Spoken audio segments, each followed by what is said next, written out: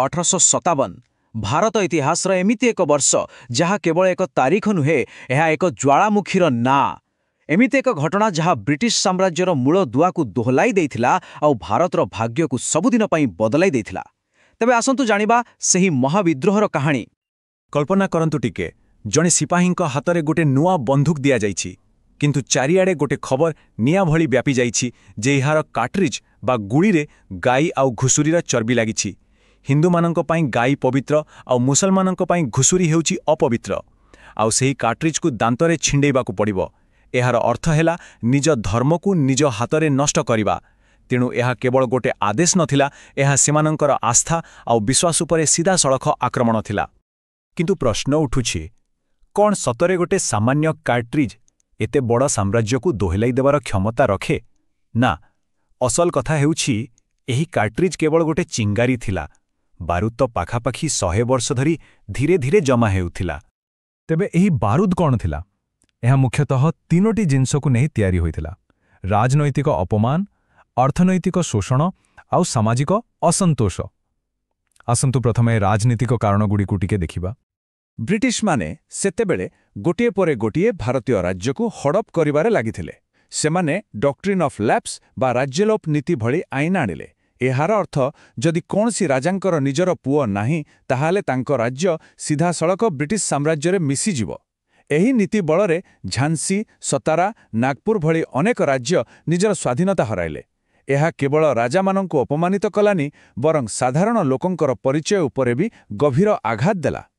आउ ए doctrine of lapse नीति ही रानी लक्ष्मीबाई को विद्रोह करने बाध्य करिथिला। जेतेबेले तांकर पोष्यपुत्र को उत्तराधिकारी भावरे मान्यता दियागला नहीं, सेतेबेले तांकर सही गोटे वाक्य मैं अपनी झांसी नहीं दूंगी इतिहास रे अमर होईगला आउ लक्ष लक्ष लोकंक पई यह प्रेरणार उत्स पालटिगला। राजनैतिक क्षमता सह ब्रिटिश माने भारतर अर्थनीति को पूरापूरी शोषण करिबारे लागिथिले। भारतरू धन संपत्ति सबू इंग्लैंड को पठा जाउथिला। एठिकार कुशली कारीगर माने बेकार होईगले कारण लंडन रु आसुथिबा सस्ता मेशिन जिनिस सामनारे सेमानंकर हाथ तैयारी जिनिस तिष्ठि पारिला नहीं। चासी माने अत्यधिक खजणा भाररे दबी जाउथिले। पेट पाई खाद्य नथिला किंतु सेमानंको नीळ भली फसल चाष करिबाकू बाध्य करा जाउथिला। कथा केवल राज्य बा अर्थरे सीमित नथिला। ब्रिटिश माने भारतीय समाज आउ धर्मरे भी हस्तक्षेप करिबाकू चेष्टा करुथिले। हाँ, सतीदाह प्रथा बंद करिबा भली किछि पदक्षेप भल उद्देश्यर होइथिला किंतु सेतेबेलर लोकमाने एहाकू निज परंपरा उपरे आक्रमण बोली भाबिले। ख्रिस्टियन मिशनारी मानकर कार्यकलाप लोकंक मनरे एक भय सृष्टि कला जे बोधहुए ब्रिटिश माने समस्तंकू ख्रिस्टियन करिदेबाकू चाहुछंती। तेबे एही तीनोटी जिनिस राजनैतिक अपमान, अर्थनैतिक शोषण आउ धार्मिक आशंका ए सबु बारूद एकाठी होईगला। एबे बास गोटिए चिंगारीर अपेक्षा थिला।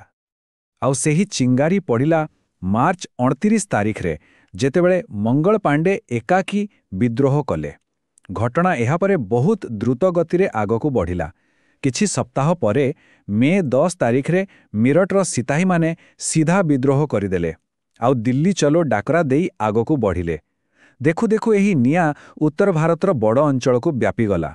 एहा केवल सिपाही मानंकर विद्रोह होई रहिला नहीं। वर्ष वर्ष धरी जेउ माने अत्याचार सहिथिले सेमाने कृषक हुअन्तु, कारीगर हुअन्तु बा राज्य हराइथिबा शासक हुअन्तु समस्ते एथिरे सामिल होइगले। सेना छाउणीरु आरंभ होइथिबा एही निया बहुत जल्दी गाँव और सहर को व्यापी एक जन आंदोलन रे परिणत हेला।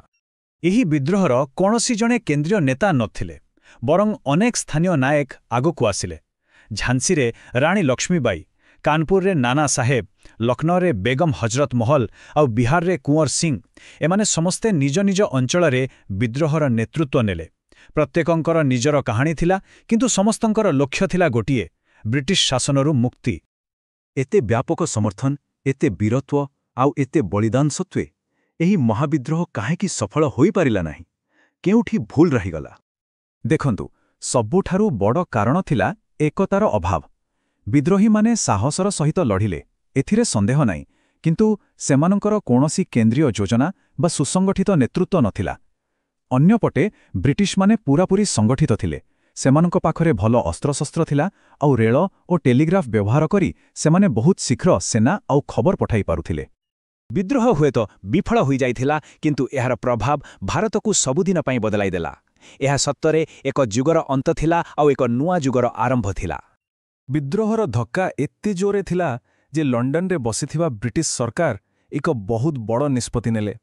1858 ମସିହାରେ ସେମାନେ ଇଷ୍ଟ ଇଣ୍ଡିଆ କମ୍ପାନୀର ଶାସନକୁ ଶେଷ କରିଦେଲେ। ଏବେ ଭାରତ ସିଧାସଳଖ ବ୍ରିଟିଶ ରାଣୀଙ୍କ ଅଧୀନକୁ ଆସିଲା। ଆଉ ଏଇଠୁ ଆରମ୍ଭ ହେଲା ବ୍ରିଟିଶ ରାଜ। ଏହା ସହିତ ବ୍ରିଟିଶମାନେ ଭାଗ କର ଓ ଶାସନ କର ନୀତିକୁ ଆହୁରି ଜୋରଦାର ଭାବେ ଲାଗୁ କଲେ, ଯାହାର ପରିଣାମ ଆମକୁ ପରବର୍ତ୍ତୀ 90 ବର୍ଷ ପର୍ଯ୍ୟନ୍ତ ଦେଖିବାକୁ ମିଳିଲା। ଭବିଷ୍ୟତରେ ଯେପରି ସୈନିକମାନେ ପୁଣି ଏକାଠି ନ ହୁଅନ୍ତି, ସେଥିପାଇଁ ସେନାରେ ମଧ୍ୟ ବହୁତ ବଡ଼ ପରିବର୍ତ୍ତନ କରାଗଲା।